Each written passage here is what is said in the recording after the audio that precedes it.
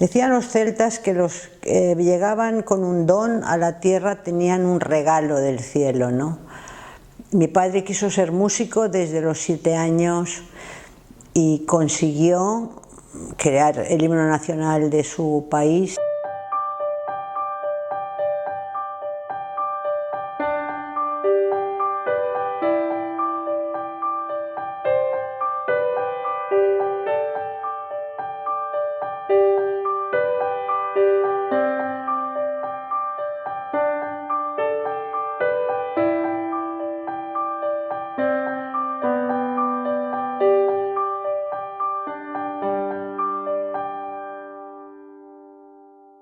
Yo me llamo Leonor Ann y soy la tercera hija del maestro Anicté Kitai Ann, porque claro, los nombres, apellidos coreanos en Oriente y Occidente cambian. En coreano Sechetalimidah, la tercera, y soy un poco la guardiana, la que cuida esta casa, que es la única casa que tuvo mi padre cuando llegó a Mallorca en el año 1946. Mi padre fue el que creó el himno nacional de Corea. Lo creó en el año 1937 y hasta el año 1945 que él escuchó por primera vez que su himno era el himno oficial de la Corea libre. Había estado repartiendo esta hojita a todos los coreanos que se iba encontrando, tanto en el exilio como en delegaciones deportivas. Les gusta mucho a todos, ¿no? Porque es un himno hecho desde el corazón, con mucha inspiración. Papá estuvo estudiando cerca de 40 himnos nacionales hasta que le llegó la inspiración para hacer este, Eguka. Cuando en los Juegos Olímpicos o en los Mundiales de Fútbol o en eventos internacionales ganan una medalla de oro, o al principio del partido que cantan todos Eguka, es una maravilla ver a todos los coreanos de pie con esa emoción, ¿no? Es un himno que en un poema muy corto expresa un poco el sentido coreano, ¿no? Y con ese mansé final, Unirara Mansé, ¿no? Ganaremos, venceremos, ¿no? Venceremos el dolor, la pobreza y el sufrimiento que hemos pasado. Entonces ese es el espíritu, yo creo que mi padre recogió con las notas, ¿no? Es un himno muy clásico, no es soberbio, no tiene un matiz ni militar ni grandioso de estos, sino es un himno emocional. Y vienen aquí muchos coreanos y dicen cosas preciosas que les ha tocado Eguka, sí. Y en Corea, como ponen todo el rato el himno, y las karaokes también les gusta mucho cantar el himno, en fin, pues generaba mucho. Entonces, claro, pero los coreanos no entendían que tuvieran que pagar por cantar su canción. Entonces,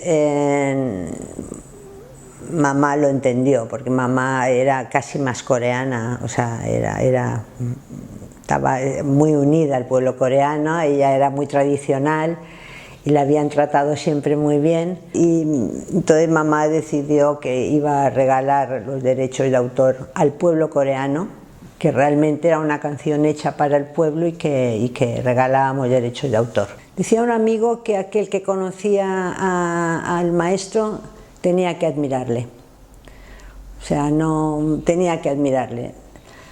Sus músicos dicen que encima del podio era como un titán, y que en cambio cuando bajaba del podio era la persona más humilde que te podías encontrar, porque no le gustaba mucho hablar, vivía en su mundo.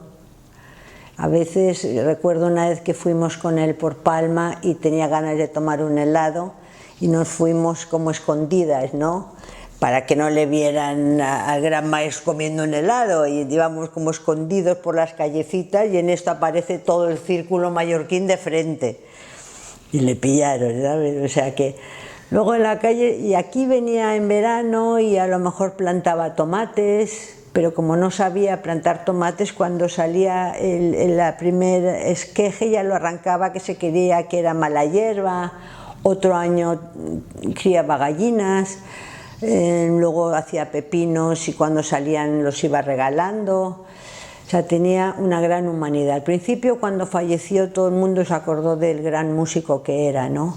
Al cabo de unos años, todo el mundo se acordaba del gran ser humano que era. O sea, es curioso, ¿no? Como, sí, creo que tenía una gran humanidad, que es lo que le hizo, quizás su humanidad y su talento musical, lo que le hizo soportar tanta guerra y tanto dolor por los sitios que pasaba, ¿no? Y poder sobrevivir a todo ese dolor, ¿no? Su gran humanidad y la conexión que tenía con la naturaleza, la suerte también de los tan buenos amigos que tenía. Aquí en Mallorca todo el mundo le abrió las puertas. Hablaba una mezcla de idiomas. Me preguntabas antes, con mamá casi siempre en inglés, luego él ya quiso hablar español. Tenía mucho sentido del humor. Los mallorquines se reían mucho con él porque mezclaba frases, ideas, y les hacía, pero le entendían. Las persianas de nuestra casa eran de madera, ¿no? Y eran muy antiguas y costaba mucho repararlas, ¿no? Entonces con el tiempo pues se fueron rompiendo. Llamamos a un persianero y esta persona vino y fue una persona mayor, etcétera, que arregló las persianas, y cuando le fuimos a decir que cuánto nos costaba, nos dijo que era gratis, porque 40 años antes o 50 años antes, un día que estaba lloviendo por Palma, se le caían las maderas, mi abuelo fue y le ayudó a llevar las maderas, mojándose, etcétera, a cruzar la calle, ¿no? Y él se acordó de esto. Entonces siempre mi abuelo tenía ese afán de ayudar a los demás, ¿no? O sea, era altruista, él hacía todo por los demás. Siempre le recuerdo así, con un libro de música en las manos, que yo al final le decía que estudias y me decía, ahora estoy estudiando contrapunto.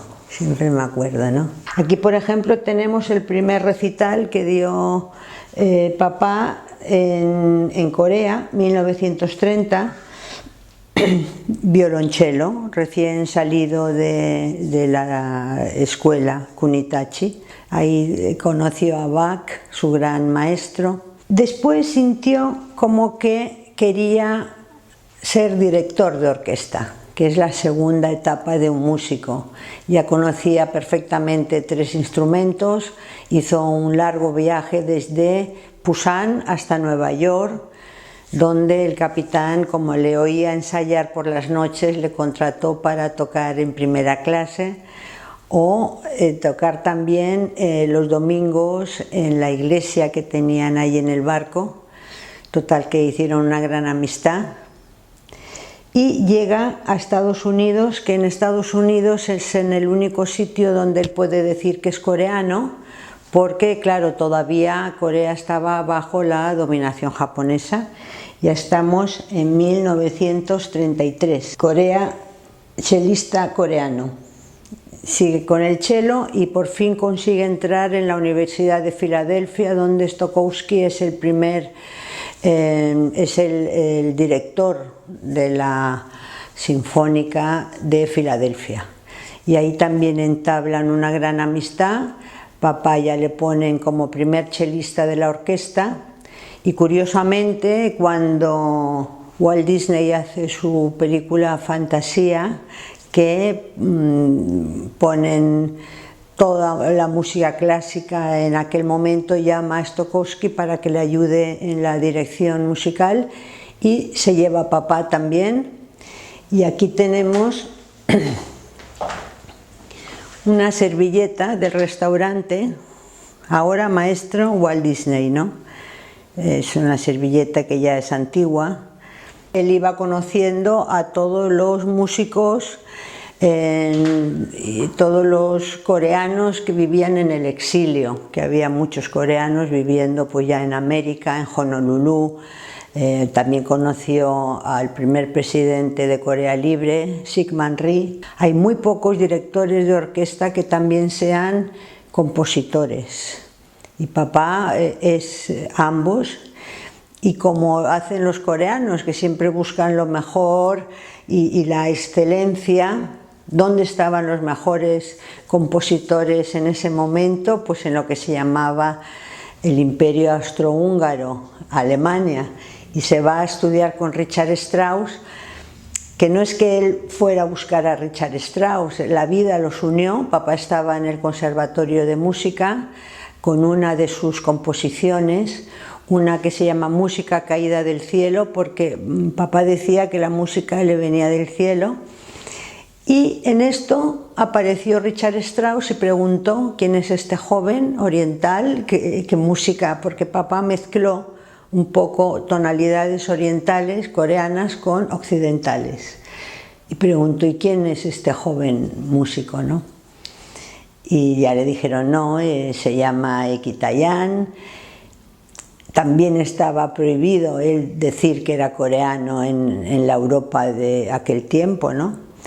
Y él se denominaba músico oriental, porque también había bastante desconocimiento de Oriente en aquella época, a pesar de que Oriente ya empezaba a venir con fuerza, ¿no? Papá dice que si hubiera visto que Strauss le estaba escuchando, se hubiera puesto tan nervioso que no hubiera podido seguir. Entonces hubo así como un encuentro muy de, como hacen los coreanos, que son como con el maestro muy, no sé, es como una relación de familia entre el maestro, discípulo, entre el padre, que el padre de mi abuelo murió en Pyongyang muchos años antes, ¿no? Entonces pues es una relación muy curiosa la del oriental con su maestro.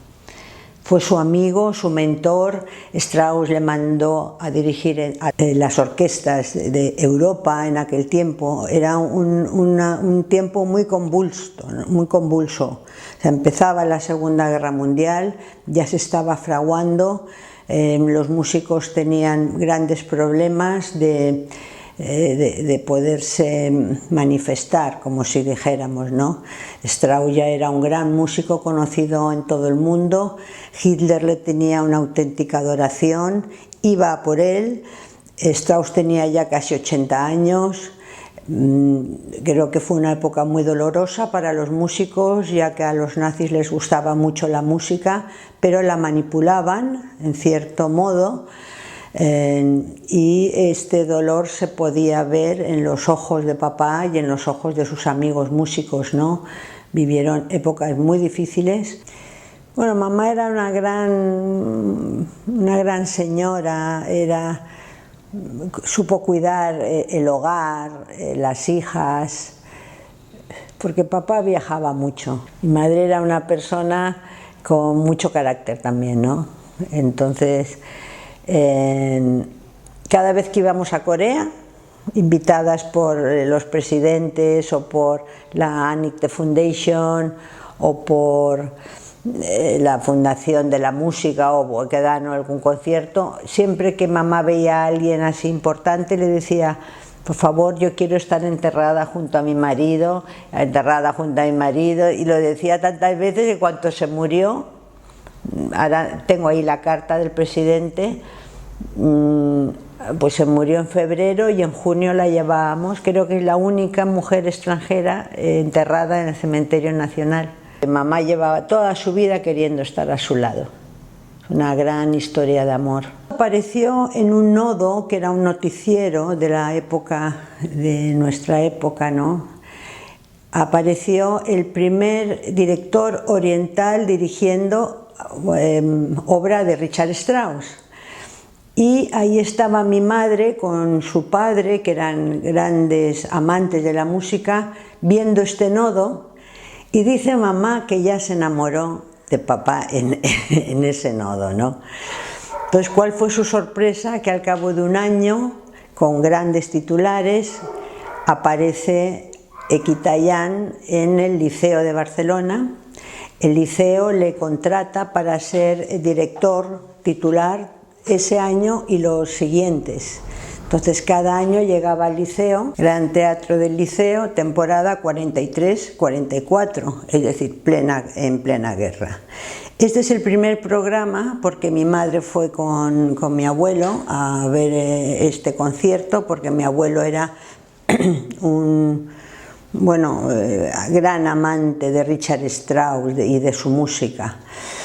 Entonces papá siempre venía con obras de Strauss y también ensayaban una obra de un jesuita que se llama Padre Massana. Este día mamá no tenía programa y fue al camerino y le pidió, como una fan, ¿no? Le pidió un autógrafo, y ese es el primer autógrafo de papá, tu Lolita, con la firma. Pero papá necesitaba que alguien le tradujera las críticas al inglés.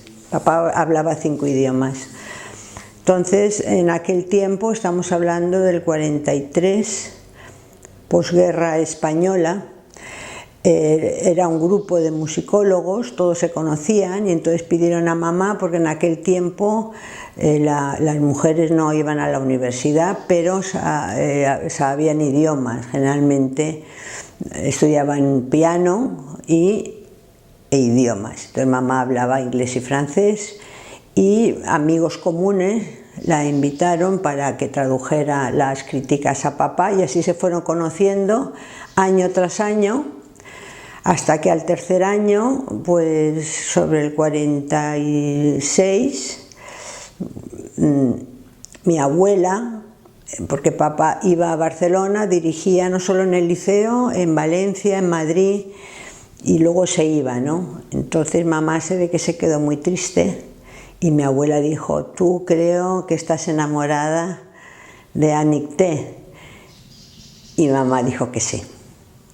Entonces cuando volvió papá, mi abuelo, hablaron con él en su despachito, y mi padre, siempre pali, como muy ocupado, miró la agenda y dijo: bueno, yo tengo estos días, también yo me quiero casar con Lolita. Les casó el padre Massana en la capilla de Caspe. Por un lado dicen que fue la boda más triste, porque a pesar que estuvo con coros y tal, como era de clausura, el padre no podían entrar ni periodistas ni fotógrafos, solo la familia más estricta, porque les casó el padre Massana. Y luego ya se fueron a Tossa de Mar, tenían amigos comunes. Coincidimos con el final de la Segunda Guerra Mundial. Mi padre ya no quiere usar el pasaporte japonés, espera la delegación coreana, que la primera delegación diplomática se establece en París, y ahí obtiene el pasaporte número 1 de la República Coreana, ¿no? Hay muchas anécdotas muy bonitas, como estando él en Alemania, escucha que la guerra ha terminado, Corea se libera, los japoneses se van del territorio, y que van a escuchar el himno de la nueva Corea libre, ¿no? Y papá dice: pero bueno, si no hay himno, ¿no? Porque antes cantaban una canción folclórica de Irlanda. ¿Y cuál fue su sorpresa de escuchar su himno? Que claro, durante todos estos años, mientras él lo compuso en el 37, cada vez que se encontraba con coreanos, él les daba la hojita con el himno, ¿no? Esta ya es una nueva versión, pero que básicamente él siempre llevaba el himno, ¿no? Y lo iba dando, y lo cantaban juntos, porque también son muy patrióticos los coreanos, son muy patriotas. Ese es uno de los días más felices de su vida, cuando oye que su himno es el himno nacional de Corea. Todavía no era oficial, Sigmund Rhee le invita en el año 55 y ahí sí hacen oficial su himno, que es cuando él lo dirige en Lloido, en una plaza muy importante ahí. ¿Y cuál fue su sorpresa cuando ve que la mayoría ya saben su himno, ¿no? A todas estas, bueno, se casa con Lolita en junio del 46 y más o menos en esa fecha un grupo de mallorquines quieren fundar la Sinfónica de Mallorca y le preguntan al padre Massana si él conoce a alguien que pudiera venir a Mallorca. Papá en aquel tiempo estaba un poco esperando su pasaporte coreano, reanudando su carrera musical. Él quería ir a Estados Unidos era difícil que consiguiera un visado.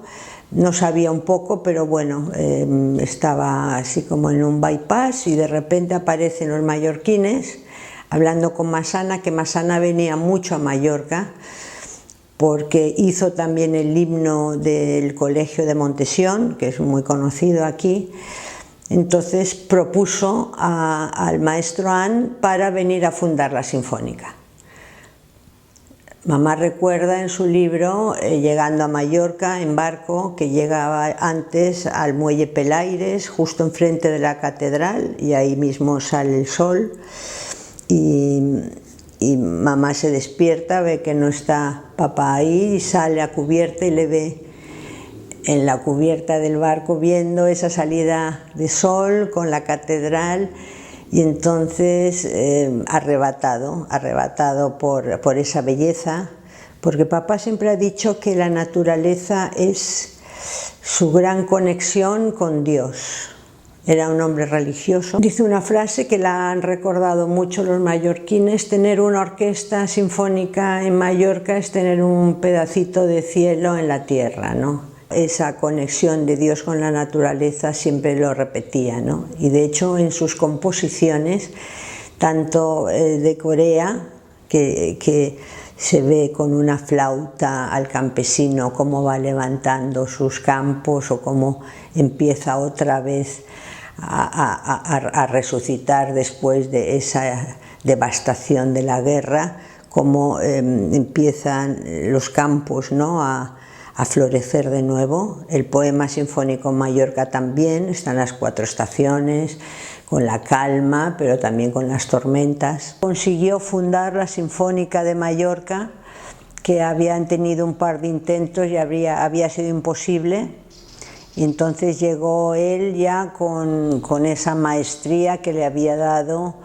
el hecho de conocer muy bien los instrumentos. Pasó por Filadelfia, sacó Máster Magíster en la Universidad de Filadelfia de dirección de orquesta, llegó a Alemania y ahí estudió composición con el gran maestro Richard Strauss, conociendo a todos los músicos de esa época, Béla Bartók, Kodály, que precisamente Budapest le ha hecho un monumento en el Parque de los Héroes, con conciertos recordando su paso por el Instituto Franz Liszt.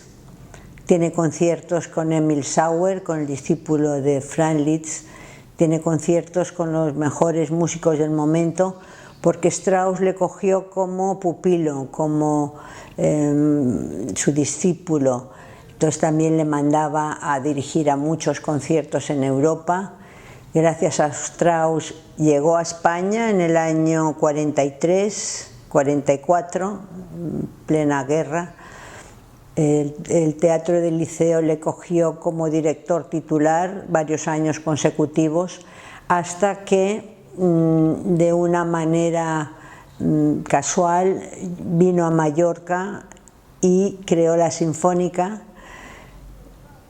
Que bueno, me sale una sonrisa porque aquí en Mallorca todavía le recuerdan, y tuve el honor de conocer a los músicos ancianos ya, con un documental que le hicieron muy bonito, y casi no podían ni hablar, pero sí sonreían, ¿no? Como que habían encontrado en el maestro un amigo, y un gran maestro porque les hacía trabajar mucho, pero con una humanidad impresionante.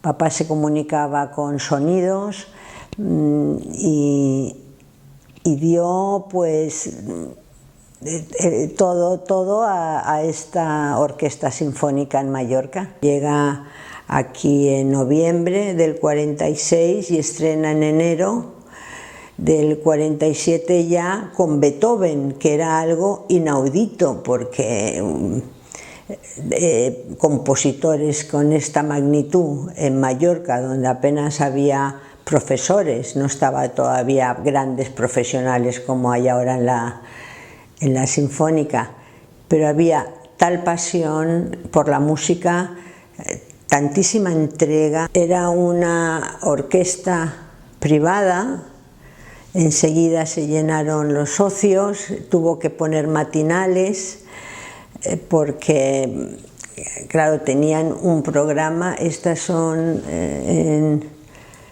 los programas recuperados: Brahms, Wagner, Strauss, bueno, un nivel de música impresionante. Por eso ellos se acuerdan mucho, los mallorquines, porque nunca habían oído la gran música con esa pasión, ¿no? Hubo un crítico de música del New York Times que estaba aquí de vacaciones y se metió al Teatro Principal porque le sorprendió que en un pueblo pequeñito, para los americanos, Mallorca, pusieran la novena de Beethoven. ¿Y cuál fue su sorpresa? Que lo escribió en la crítica, que lo tenemos además, que había escuchado la mejor versión de la novena sinfonía de Beethoven. No daba crédito, ¿no? En un teatro pequeño, de provincias, oír. Se volcaba el pueblo mallorquín, y de hecho esa novena sinfonía de Beethoven, que además el abuelo Nadal, el abuelo de nuestro querido Rafa Nadal, era la mano derecha de mi padre, ¿no? Le ayudaba en todo. Entonces el abuelo Nadal, que es como le llamamos ahora, estaba con los coros en Manacor, la capella de Manacor, que también es ahora ya muy conocida por las voces tan bellas, ensayaba en Manacor.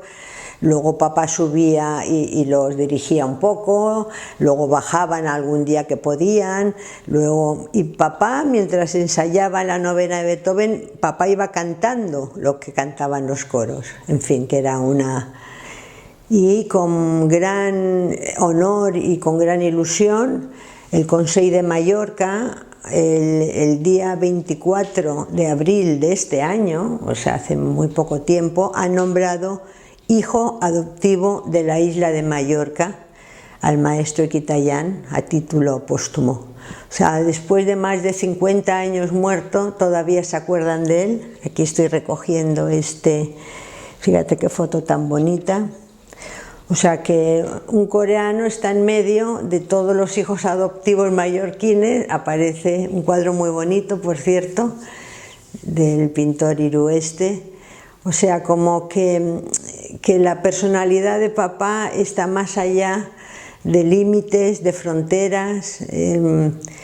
Siempre nos ha enseñado mucho la unión de los pueblos, porque él creció con los americanos, con los alemanes, con los franceses, con los españoles, o sea, con una mentalidad abierta, porque para aquel tiempo casarse con una española no, es como si no tuviera fronteras, ¿no? De hecho, un ministro coreano de industria nos enseñó una carta de papá que le decía: empieza a exportar productos coreanos, porque yo veo Made in China, Made in Japan, pero no veo Made in Corea. Export, ¿no? Entonces la tenía enmarcada, y si el maestro hubiera visto cómo está ahora Corea, de export, un país tan poderoso, ¿no? Porque en su himno, en un momento dado, al final dicen Manse, que ganaremos, ¿no? Entonces, después de haber sufrido tanto el pueblo coreano, como todos los pueblos que han pasado una guerra fratricida, poderse recuperar y llegar al nivel que está Corea ahora mismo, bueno, no sé, a mí me enorgullece mucho, ¿no? La música, tú vas a oír un Beethoven y hay 5.000 espectadores y nadie sabe quién es el otro, pero sí están aunados por un mismo sentimiento, una misma emoción. Y a veces me fijo, ¿no?, cuando acaban los conciertos, que salimos todos con sonrisa. Entonces, es una enseñanza muy sin palabras. A mi padre le gustaba mucho el silencio, porque decía que la música le venía del cielo, necesitaba ese silencio, ¿no?, para poder luego compartir. Papá, la música era su vida, ¿no? Y esta casa, Mallorca, supuso para él quizás la época de descanso, que podía descansar. Iba a nadar a las 6 de la mañana, a veces me llevaba a mí y me llevaba en los hombros, o sea que yo debería ser pequeñísima, ¿no?, porque nadaba así, y iba muy temprano. Tengo ese recuerdo, ¿no?, de qué confianza debería tener para llevar a su hija, pero nadaba muy lejos, ¿eh? Íbamos, si volvíamos, la mar de tranquilo. Él dirigía grandes orquestas, tenía que tener un cuerpo fuerte, ¿no? Y la pena es que venía, pues a lo mejor un mes al año, al final, ¿no? Venía poco, daba la vuelta al mundo, a veces se iba mamá con él, pocas veces, porque mamá también se cansaba mucho, ¿no? Pero en cambio papá cada concierto salía con más energía, y es que era su vida. Y además como tocaba a los grandes compositores, ¿no?, la gran música, como él llamaba, especializado en Beethoven. Entonces es como, yo siempre le recuerdo salir de casa feliz y volver más feliz todavía. O sea, ese concepto de que el trabajo es duro, que me voy al trabajo cansado, que vuelvo es cansado, no lo he vivido nunca. Siempre he vivido el trabajo como un éxtasis, ¿no?, como una realización plena, y no sé, era tan feliz con la música. Pues es un poco porque es curioso, ¿no? Cuando llegaron en junio del 46, estuvieron cerca de 6 meses buscando casas. Y cuando papá entró en esta, dijo esta. Yo creo que por la acústica y porque en cierto modo está resguardada. Por ejemplo, si hay una gran nevada, que hay pocas, ¿no?, cerca del mar, se queman todos los jardines de alrededor menos esta. Cuando hay grandes tormentas o lluvias o que causa a lo mejor desperfectos en otros sitios, esta está como intacta. Luego, si os fijáis, hay como un silencio muy curioso, ¿no? Desde arriba hay una acústica hacia abajo y de abajo hacia arriba impresionante. Papá componía aquí abajo, y yo no le he oído tocar nunca un instrumento, pues teníamos aquí el piano, eso sí, se levantaba y tocaba la y seguía componiendo, ¿no? Entonces tiene como una mini atmósfera, ¿no? Es como un sitio así como muy resguardado a muchos niveles, y sobre todo a veces lo sentimos, gente que está aquí, ¿no?, como una especie de silencio profundo. Somos 3 hijas, entonces el apellido An se perdía. Y en España, en el año, pues no sé, en los 90 me parece, hicieron una ley que los que quisieran podían cambiarse el apellido. Y mi hijo, que ya tenía 18 años, él solo fue al ayuntamiento y pidió cambio de apellido. Entonces ya mantenemos el apellido An. Mi hijo está muy orgulloso y a su hijo también le ha puesto Claro, ahora su hijo también se llama Nicolás y Ekitai An. O sea, ya mantenemos el apellido. Para mí es un honor y una responsabilidad siempre el llamarte igual, sobre todo en una costumbre en Corea que no es normal que generaciones posteriores se llamen igual que las anteriores, ¿no? Es muy raro, ¿no?